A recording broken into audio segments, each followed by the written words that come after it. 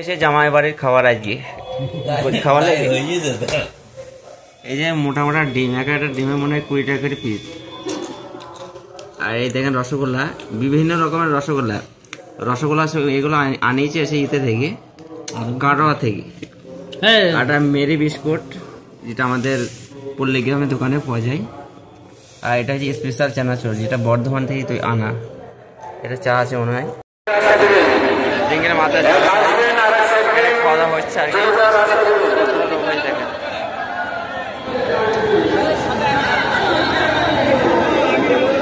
খাওয়ার কাছে খাওয়াচ্ছে back to my new blog এবং ডেলি ব্লগ। তো আমি ব্লগটা সকাল থেকে শুরু করতে পারিনি, মানে কাজের এতটা চাপ ছিল আজকে সারাদিন।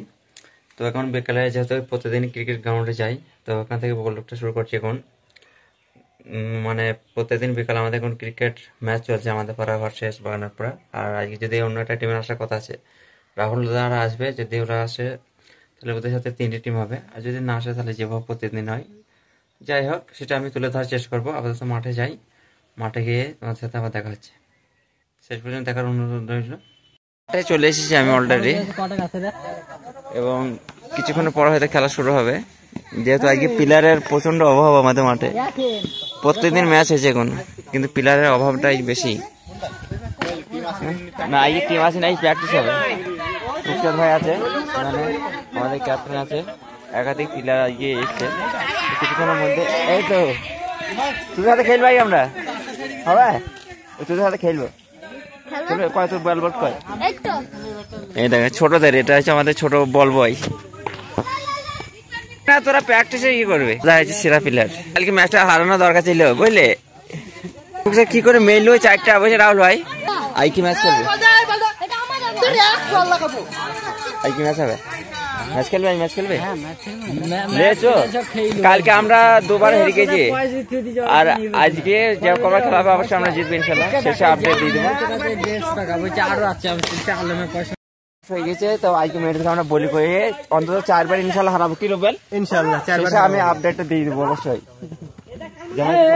মই বল এই কবার জিতবো চাচা, আজকে আমরা প্রত্যেকটা ম্যাচ জিতবো, তোমরা একটা হার। তোমাদের যারা না জিতো তার জন্য ইনশাল্লাহ আমরা একটা ম্যাচ হারবো ইনশাল্লাহ, আমরা জিতবো তোমরা জিতবো। তো টস হয়ে গিয়েছে, ফিল্ডিংটা মাঠে নেমে পড়েছে, প্রবেশ করে গেছে আমাদের 2 পারমিং ব্যাটসম্যান মাঠে কি যে প্রবেশ করেছে। আমরা প্রথম ব্যাট পেয়েছি, দেখি 4 ওভারে খেলা হয় আমাদের প্রতিদিন। 4 ওভারে কত রানের টার্গেট আমরা দিতে পারি বিপক্ষ টিমকে। আজকে দর্শক সংখ্যা প্রচুর এসেছে, এর সেরা দর্শক মাঠের এই ছেলেটা। প্রথমে একটা ভালো হবে, চলো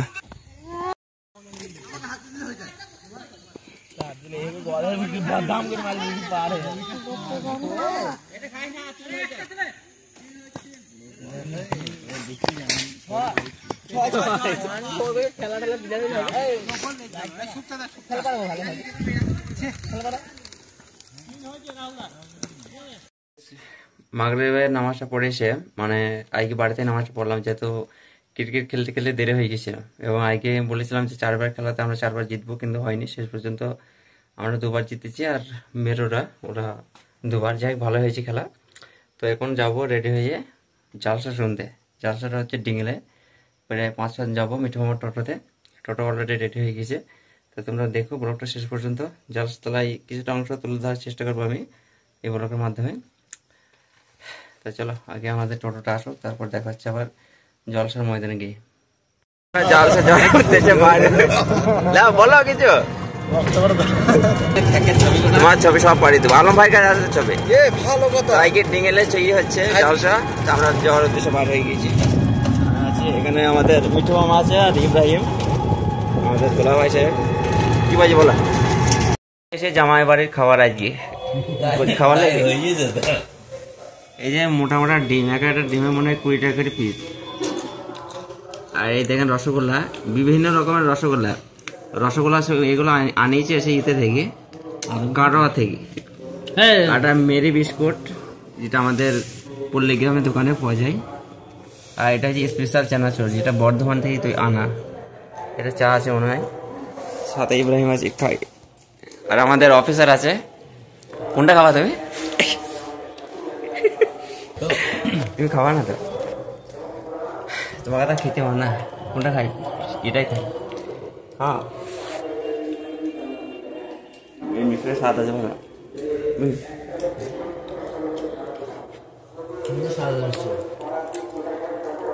रेहान तो पहले ना ये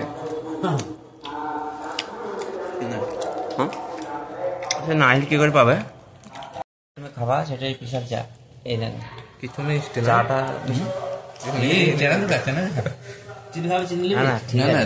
আমি লাল চা খুব ভালো লাগে। কেন তো না খেলে তুই যা লাল চা তোমার খেতে ভালো লাগে?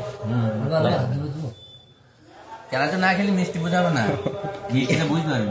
চাঁদের খাও তুমি তুমি বেশি খেতে পারো, তার জন্য তোমাকে এখানে আনা, বুঝলে তো? জামাই বাড়ি খাবার। আরে এটা যে শ্বশুর দোয়া করো না, চাটা কিন্তু ভালো হয়েছে। হ্যাঁ চা চানা তো না খেলে তোমার ওই যেটা মিষ্টি লাগছে না না চাটা খাইছে যে আমাদের যে ডিঙ্গির মাথা খাওয়া দাওয়া হচ্ছে আর কি।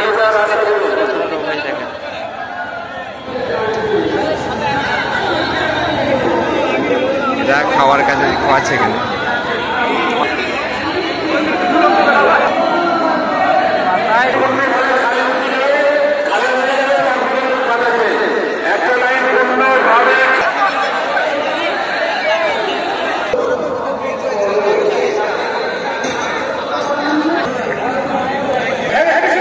কারণ টেস্ট খাবার আছে, খাবার অলরেডি চলে এসেছে। দেখতে পাচ্ছেন স্পেশাল খিচুড়ি, আজকে জলসাই বিশাল খিচুড়ি, তাই খাওয়ার জন্য সব লাইন দিয়ে আমরা দাঁড়িয়ে। মাদ্রাসাটাও অনেক বড়।